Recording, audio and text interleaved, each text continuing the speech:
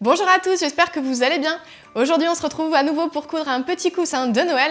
L'autre fois on avait fait un sucre d'orge, je vous remettrai le lien juste ici. Et aujourd'hui on va coudre son petit frère, le coussin bonbon. Je le trouve vraiment trop rigolo, il apportera une petite touche festive à vos décos de Noël. Et puis en plus il s'assortit parfaitement avec le sucre d'orge. C'est une réalisation super facile à coudre dans laquelle vous pourrez facilement vous lancer même si vous débutez. C'est très facile à faire et vous verrez l'effet waouh est garanti. J'ai à nouveau trouvé mon matériel chez Mondial Tissu, donc je vous remettrai en barre d'infos tout le matériel que j'utilise. Si vous avez déjà fait un sucre d'orge, n'hésitez pas à utiliser les mêmes tissus pour avoir deux coussins bien raccords. Comme pour le sucre d'orge, il vous faut deux tissus différents. Il vous faut un tissu uni de coloris blanc ou crème, donc ici j'ai pris un coton avec un effet un petit peu satiné. Et il vous faudra aussi du tissu velours coloré. Ici on prend du velours parce qu'on va utiliser une de ses propriétés qui est super intéressante. Il ne s'effiloche pas quand on le découpe, et donc ça va nous permettre de faire les rayures de notre bonbon sans s'embêter avec plein d'ourlets. Si jamais vous voulez utiliser un autre tissu, ça reste possible, mais vous verrez, vous aurez des bords qui s'effilochent, donc vous allez devoir faire des ourlets sur les rayures. Donc moi je vous encourage vraiment à partir sur ces velours. Pensez bien à prendre aussi du fil assorti à la couleur du velours que vous aurez choisi, ça vous permettra de faire des jolies surpiqûres bien invisibles. Et bien sûr, pour rembourrer votre coussin, il vous faudra de la ouate. Pour ce tuto, moi je vais utiliser du velours coloris vert sapin. Pour le patron, vous avez deux options. La première, si vous voulez réaliser exactement le même modèle que moi, c'est de télécharger en barre d'infos le patron avec tous les éléments, vous l'imprimez en taille réelle, vous le coupez, et ensuite vous allez pouvoir passer à la découpe des tissus. Et sinon, deuxième option, moi je vais vous montrer dans le tuto comment tracer vous-même le patron. C'est top parce que ça vous permettra, si vous le souhaitez, de l'adapter, de faire un coussin plus petit ou au contraire plus gros, et même de faire varier le nombre de rayures. Allez, je vous montre donc comment créer le patron. On prend notre tissu blanc qu'on vient plier endroit contre endroit. On va maintenant tracer un cercle. Donc pour vous aider, je vous conseille de prendre chez vous un objet rond. Moi j'ai trouvé cette décoration en rotin, elle fait 41 cm de diamètre. Donc à la fin, mon coussin fera un petit peu moins parce que j'ai mes marges de couture, je vais perdre 1 cm tout autour. C'est pour vous donner un ordre d'idée, hein. Vous pouvez aussi très bien utiliser une assiette, un plat rond ou n'importe quel objet que vous aurez trouvé chez vous. Si vous avez pris l'option patron à télécharger, vous avez déjà votre cercle. Vous n'avez plus qu'à le poser sur les tissus et à couper autour. On coupe et on prend bien nos deux épaisseurs de tissu pour avoir nos deux ronds.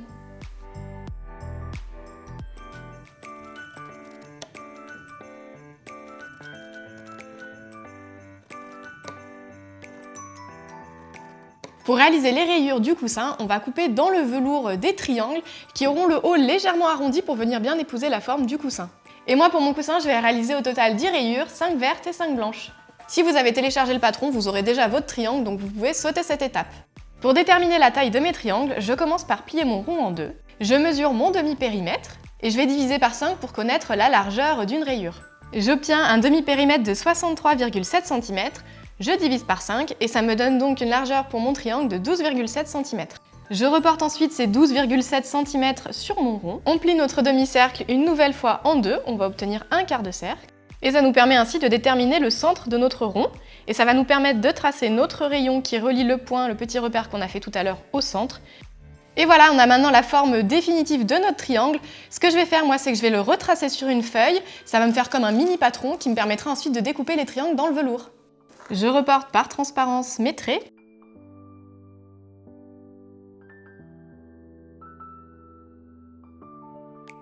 Maintenant qu'on a notre triangle, que vous l'ayez dessiné vous-même ou téléchargé, on va pouvoir couper nos 5 rayures dans le velours.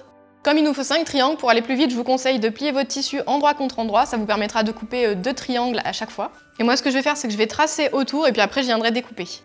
Alors ici on ne prévoit pas d'ajouter des marges de couture, puisque comme je vous le disais, on va venir faire une surpiqûre et laisser le tissu à ras. Vous verrez, ça sera très joli, le tissu velours est bien net.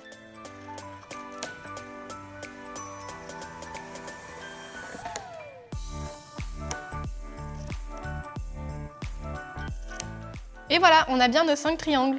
Comme je vous le disais, une fois qu'on a coupé, notre tissu velours ne s'effiloche pas. Si vous passez le doigt, vous voyez, il n'y a pas de petits fils qui partent. Par contre, au niveau de la découpe, on peut avoir des petites peluches qui se sont formées. Donc n'hésitez pas à passer sur les bords votre doigt pour bien venir éliminer toutes les petites peluches et les faire partir avant de coudre.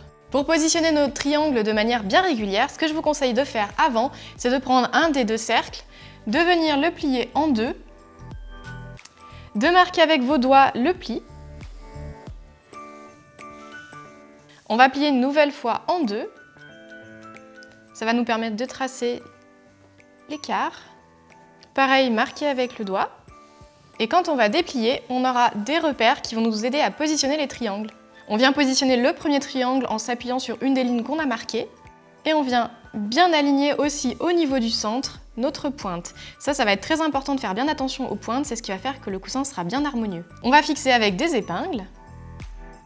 Pour laisser la rayure blanche, on peut tout simplement s'aider de notre patron qu'on positionne et on vient mettre le triangle suivant juste à côté. On remet des épingles.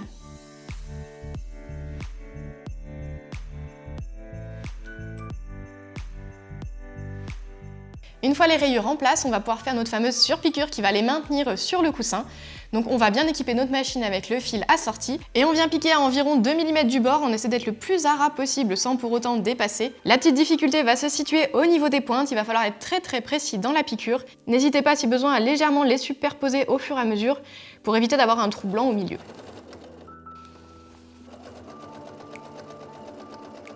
Pour avoir une pointe bien nette ici, on utilise la technique de l'aiguille plantée. Donc quand on arrive au niveau de la pointe, on garde notre aiguille plantée, on lève le pied de biche et on tourne. On rebaisse le pied de biche et on peut reprendre la couture.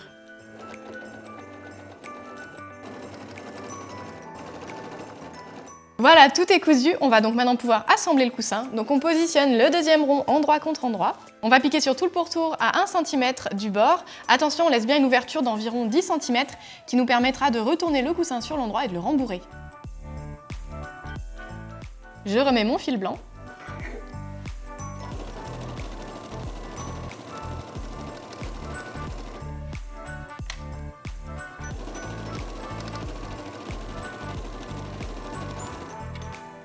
On recoupe nos marges de couture à 2-3 mm de la piqûre.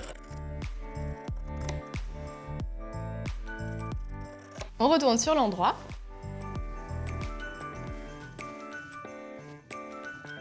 On arrive maintenant à une étape qui est optionnelle, mais moi je vous conseille vraiment de le faire, je trouve que ça fait une plus jolie finition. En fait, on va faire une petite surpiqûre à 3 mm du bord de notre bord de coussin. Ça va donner un petit effet un petit peu papier froissé à notre bonbon que je trouve vraiment super sympa.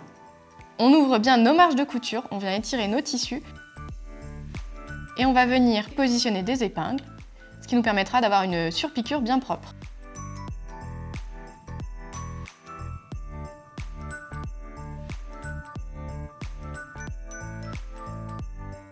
Comme tout à l'heure, on fait la piqûre sur tout le pourtour, sauf au niveau de l'ouverture qu'on a laissée.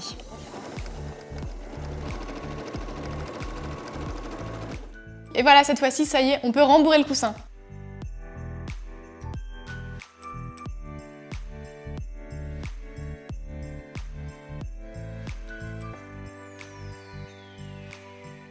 On va pouvoir refermer l'ouverture qu'on avait laissée pour rembourrer. Donc on fait un petit repli sur 1 cm. On va faire un petit point invisible à la main.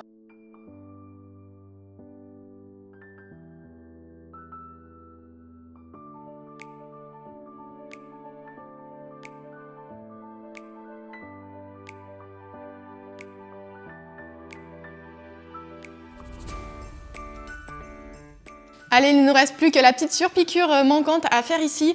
Alors malheureusement, au vu de la taille du coussin, pas possible de passer sous le pied de biche de la machine, donc on va faire ça à la main. Ici, je fais juste un petit point arrière assez discret.